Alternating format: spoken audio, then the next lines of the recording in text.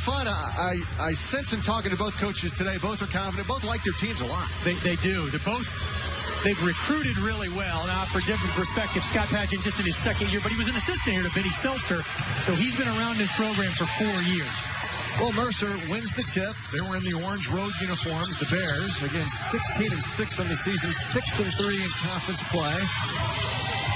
That's Philip Leonard, their point guard, who, by the way, looks like if you win a weightlifting competition, he's put together. Now, he is. He's an aggressive pass-first kind of point guard, but he can put the ball in the hoop. Jestin Lewis knocks it down for the Bears. Well, nobody puts it in the hoop better for the Bears than Jestin Lewis, coming off arguably his best game of the season on Saturday. And there's a turnover. And again, Mercer goes to Lewis. And he gets fouled going up, and he'll shoot 2. That foul will go against Kristen Cunningham of Samford. Boy, you see the quick hands right there by Lewis. He anticipates through the passing lane, and then he spots up behind the 3. Defender runs out at him, bad closeout. He's got a free run to the rim. Good look there at Lewis, who is a senior from Richmond, Virginia. Had 23 points in the first matchup against Samford. He's been around, experienced player. He has transferred from Wallace State right here in Alabama. He's been on a tear lately, 27, 22, and 23 in his last 3 outings. It is a gray out tonight at Samford, thus the gray uniforms for the Bulldogs. And that was a nice play inside by Shabazz. But he just powered his ray right there. He struggled a little bit last year. Not unlike some junior college kids, but he's come into his own here in his senior year. There's the pressure. Bulldogs love the pressure, especially after a made basket. Not a problem breaking the pressure that time, but that did not go down for a ringer.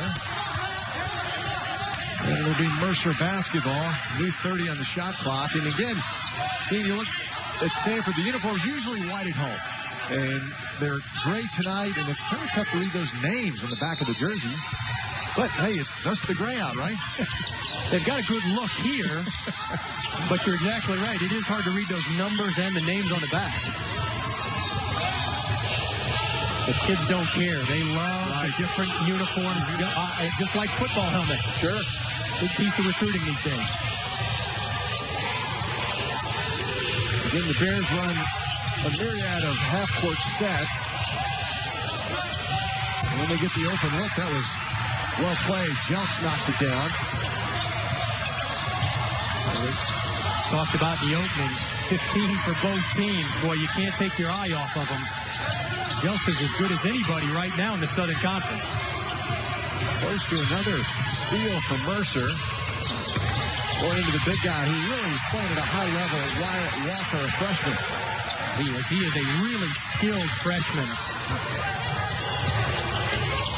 said it a moment ago, though, the Bears will be hounded by this pressure all night as long as Samford can put the ball in the basket. Lewis takes it for the left hand, would not go down. And that whistle will go against Dimitri Rivers, his first foul. And you know, if you're watching, you're thinking, well, that was a 2-on-1. They broke the pressure. But that's exactly what Scott Padgett wants to do. He wants to speed you up.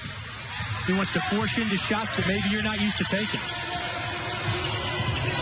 Well, I sense, Dean, that Scott Padgett really wants to run and gun. Eventually, when he gets all his guys in, maybe next season, he'll really start to pick up the pace. You're right. He's building a roster that is built to get up and down quickly, relying on pressure, making a lot of threes. Obviously, he played for Rick Pitino, one of the great coaches, particularly in a pressure situation or pressing situations. That foul was on Jestin Lewis, his first. Second team foul on Mercer. Scott Padgett said he hopes to take his coaching staff up to Louisville as they're getting ready for the NCAA tournament. He said he'd like to let his coaches ask the great coach a few questions. I thought that was kind of neat. Still very close with his former coach, Rick Pitino. Very much so. And why wouldn't you be, right, to rely on somebody like that? But you got to love Scott Padgett. No ego for a guy that played in the NBA, was a late first-round pick of the Utah Jazz. He's all about being the best college coach he can be right now. Again, breaking that pressure. Mercer making it look easy. Stefan Jelks knocks down another bucket.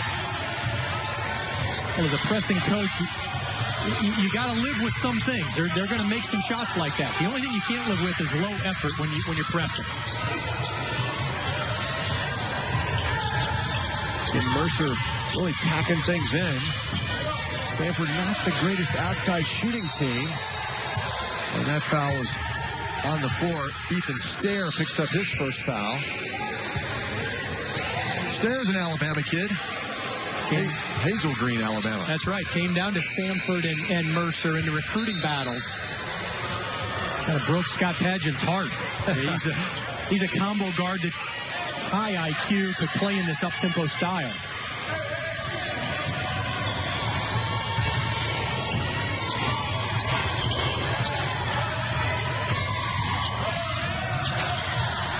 Good look inside the stripe. Johnson with his first shot, first miss.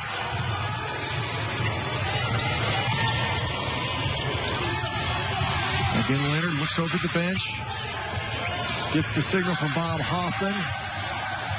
And another set by the Mercer Bears. Jelks missed that one in his first two shots. He can make the three. He's worked heavily on that. Strong move. Jones Gibson. First bucket of the night. That's what he does best. He prefers to go right, which he did, and he prefers to get to the rim. And the pressure has not bothered Mercer up to this point. You wouldn't think it would with the veteran guards they have. Indeed, being a former coach, you got to appreciate these sets that Mercer runs, huh? An amazing amount of sets. It's fun to watch, really fun to watch practice. You're lucky enough to do that. Another strong move inside, Jamal Shabazz. Samford's on top 8-7. Shabazz is kind of the X factor.